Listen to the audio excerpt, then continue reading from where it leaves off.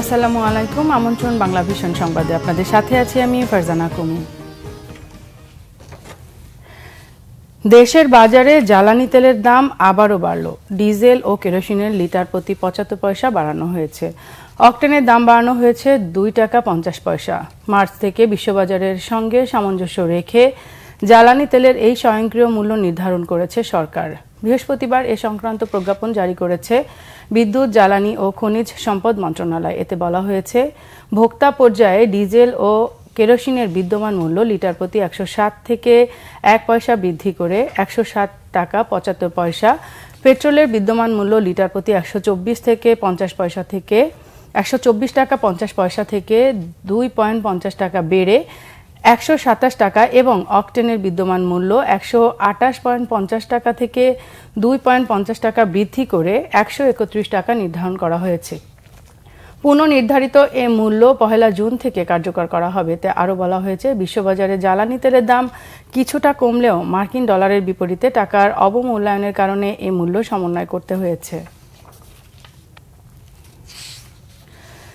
স্বাস্থ্য খাতে অতি বাণিজ্যিকীকরণ জেঁকে বসেছে। মানসিকভাবে অতি অর্থের আকাঙ্ক্ষার চাপে মানুষ, বলেছেন সাবেক তত্ত্বাবধায়ক উপদেষ্টা ডক্টর হোসেন জিল্লুর রহমান। সকালে এক অনুষ্ঠানে তিনি একথা বলেন। রাজধানীর জাতীয় ক্রীড়া পরিষদে ১৯তম জাতীয় শাওল হার্ট ও লাইফস্টাইল সেমিনারের আয়োজন করে শাওল হার্ট সেন্টার। অনুষ্ঠানের প্রধান অতিথির বক্তব্যে সাবেক তত্ত্বাবধায়ক সরকারের উপদেষ্টা ডক্টর হোসেন জিল্লুর রহমান বলেন, মানুষের মধ্যে হাজার কোটি টাকা উপার্জনের আকাঙ্ক্ষা মানসিকভাবে চাপে ফেলেছে। চিকিৎসা এবং প্রাত্যহিক জীবনচর্চা, এই দুই পদ্ধতিতে মানুষ সুস্থ থাকতে পারে। স্বাস্থ্যসম্মত জীবন দর্শন তুলে ধরতে হবে মানুষের সামনে, এমন মন্তব্য করেন হোসেন জিল্লুর রহমান। কোরবানি সামনে রেখে আগে ভাগেই বাজারে দাম বেড়ে গেছে রকমারি মশলার। ২ মাসের ব্যবধানে দ্বিগুণ হয়েছে এলাচির দাম। অন্য মশলারও দাম বেড়েছে ৫০% পর্যন্ত। ১ কেজি এলাচের রাজস্ব সহ সর্বোচ্চ খরচ পড়ে ১৫০০ টাকা আর বিক্রি হচ্ছে ৪০০০-এ। ব্যবসায়ী নেতারা বলছেন, মশলা নিয়ে মাফিয়া চক্র জুয়া খেলায় প্রকৃত ব্যবসায়ীরা ক্ষতিগ্রস্ত হচ্ছেন। ১০ মাসে সমুদ্রপথে ১,৩৯,০০০ মেট্রিক টন মশলা আমদানির পরও লাগামহীন দাম বাড়াকে অযৌক্তিক বলছে সরকারি সংস্থা। চট্টগ্রাম থেকে নাসিরউদ্দিনের রিপোর্টে বিস্তারিত। কুরবানির ঈদে মশলার অনেক বেশি চাহিদা থাকায় বাড়ে মশলা আমদানিও। চলতি অর্থ বছরের প্রথম ১০ মাসে সমুদ্রপথে ৩২ রকমের মশলা আমদানি হয়েছে ১,৩৯,০০০ মেট্রিক টন। গত বছরের তুলনায় মাসে আমদানি বেড়েছে ২,৬১৯ টন। পাইপ লাইনে আছে শত শত মেট্রিক টন মশলা। এরপরও চট্টগ্রামের খাতুনগঞ্জ মশলার বাজার যেন আগুন। এলাচের দাম আকাশ ছোঁয়া।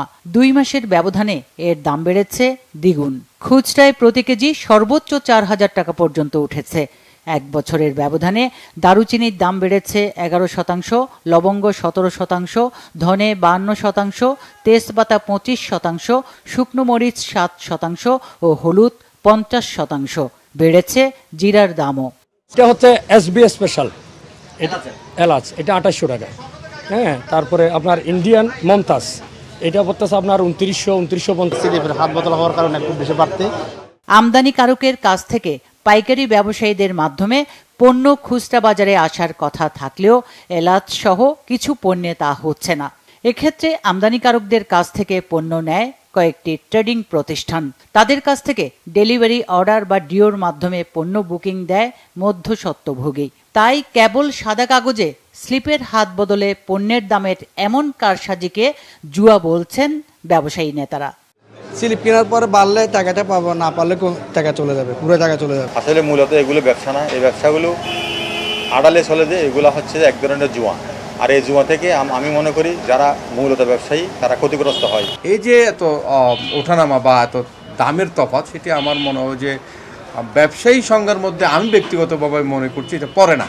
কাস্টমসের তথ্য অনুযায়ী চলতি অর্থ বছরের এপ্রিল পর্যন্ত ৬৪ চালানে আমদানি করা প্রতি কেজি এলাচের রাজস্ব সহ দাম পড়েছে ১,২৬৪ টাকা। সব খরচের সর্বোচ্চ হিসাব করলেও প্রতি কেজি এলাচ ১,৫০০ টাকার বেশি হবার কথা নয়। দাম বাড়ানোর কোনো সুযোগ নেই বললেন আমদানি অনুমতিপত্র প্রদানকারী কর্মকর্তা।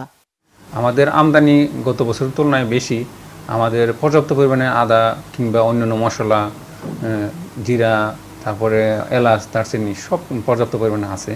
সুতরাং আশা করি যে দাম বাড়ানোর কোনো যৌক্তিকতাই নেই, এবং ব্যবসায়ীরা ইচ্ছা করলে, সবাই যদি ইচ্ছা করে, তাহলে স্বাভাবিকভাবেই আমাদের বাজারটাকে স্থিতিশীল রাখতে পারে।